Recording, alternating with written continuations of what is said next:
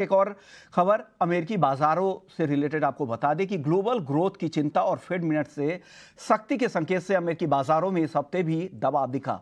हफ्ते भर में डाउ जोन्स करीब 2.25% तो S&P 500 भी 2% से ज्यादा टूट गए। नैस्डैक में कल लगातार चौथे दिन बिकवाली देखने को मिली। हफ्ते भर में नैस्डैक 2.5% से ज्यादा टूट गया। दिसंबर के बाद पहली बार नैस्डैक में लगातार तीसरे हफ्ते कमजोरी देखने को मिली। दिग्गज टेक्नोलॉजी कंपनियों में बिकवाली लगातार जारी है। इस हफ्ते मेटा, अमेजॉन, माइक्रोसॉफ्ट और अल्फाबेट जैसी दिग्गज आईटी कंपनियों में भी बिकवाली देखने को मिली।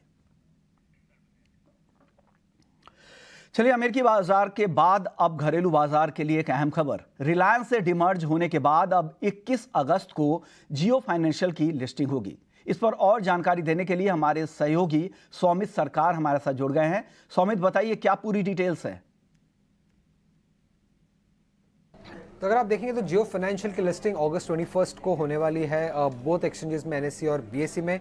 अब अगर आप देखेंगे तो डिस्कवर्ड बेस प्राइस जियो फाइनेंशियल का 261.85 ही है बट अगर आप ग्रे मार्केट में देखेंगे तो जो शेयर प्राइस ट्रेड हो रहा है वो करीब 330 टू 350 के आसपास हो रहा है, तो काफ़ी ज़्यादा प्रीमियम पे हो रहा है बेस प्राइस से अभी भी अगर आप देखेंगे तो।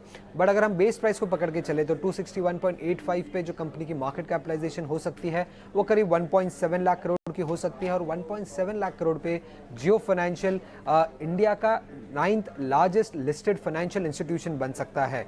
अब अगर आप देखेंगे तो जियो फाइनेंशियल बोथ NSE, निफ्टी और सेंसेक्स दोनों का हिस्सा है, और ये वेडनेसडे तक हिस्सा बना रहेगा, बट थर्सडे को इसको इंडेक्स से निकाल दिया जाएगा। ये इंडेक्स का रेगुलेशन है, उसी हिसाब से वर्क कर रहा है कि 3 दिन के लिए इंडेक्स का हिस्सा बना रहेगा लिस्टिंग से लेके, और चौथे दिन को उसे निकाल दिया जाएगा। अब ये इंडेक्स से निकल जाएगा तो काफ़ी सारे पैसिव फंड्स है जो इंडेक्स को ट्रैक करते हैं, तो अगर ये इंडेक्स से बाहर निकल जाएगा जियो फाइनेंशियल तो उनकी सेलिंग एक्सपेक्टेड है थोड़ी बहुत जियो फाइनेंशियल को लेके। अगर आप देखेंगे तो निफ्टी में जो एनालिस्ट एक्सपेक्ट कर रहे हैं करीब 90 मिलियन शेयर्स की सेलिंग आ सकती है, जो कि करीब $290 मिलियन का है, और सेंसेक्स में अगर आप देखेंगे तो 55 मिलियन शेयर्स का सेलिंग एक्सपेक्टेड है एनालिस्ट को, जो कि करीब $175 मिलियन के आसपास उसका टोटल वैल्यू बन जाता है। अब जियो फाइनेंशियल के बारे में हम क्या जानते हैं, 2 एक्स ICICI वेटरन्स इसको लीड कर रहे हैं, KV कामत जी और हितेश सेठिया जी।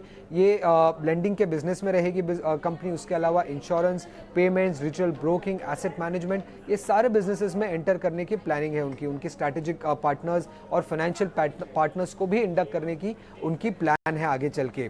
अगर आप देखेंगे तो जियो फाइनेंशियल की जो क्रेडिट रेटिंग होगी वो AAA की होगी, जो कि वन ऑफ द हाईएस्ट है, और सिर्फ 6 ऐसे NBFCs है इंडिया में जिनके पास AAA की रेटिंग है, और हायर रेटिंग के कारण कंपनी की जो कॉस्ट ऑफ फंड्स है वो कम होगी, तो वो एक एडवांटेज मिल जाएगा जियो फाइनेंशियल को लिस्टिंग के वक्त ही। उसी के साथ दूसरा जो मेजर एडवांटेज होगा जियो फाइनेंशियल के लिए वो है रिलायंस इंडस्ट्रीज का लार्ज डिस्ट्रीब्यूशन बेस। अगर आप देखेंगे तो 18,000 से भी ज़्यादा रिलायंस रिटेल के स्टोर्स है जहाँ पे क्रॉस सेल किए जा सकते हैं जियो फाइनेंशियल के प्रोडक्ट्स। 78 करोड़ से भी ज़्यादा एनुअल फुटप्रिंट मिलता है रिटेल स्टोर्स में जहाँ पे क्रॉस सेल किया जा सकता है। और जियो की अगर हम बात करें टेलीकॉम बिजनेस में तो वहाँ पे 43 करोड़ यूजर बेस है रिलायंस जियो का, तो वहाँ पे भी क्रॉस सेल किया जा सकता है जियो फाइनेंशियल का प्रोडक्ट। तो ये काफ़ी सारे एडवांटेजेस है और जियो फाइनेंशियल्स के लिए लिस्टिंग पे और आगे बिजनेस करने के लिए। और इसी के साथ अगर आप देखेंगे तो अगले हफ्ते रिलायंस इंडस्ट्रीज की AGM भी है अगस्त 28 को, तो काफ़ी फोकस में रहेगा जियो फाइनेंशियल के शेयर्स और रिलायंस इंडस्ट्रीज के शेयर्स।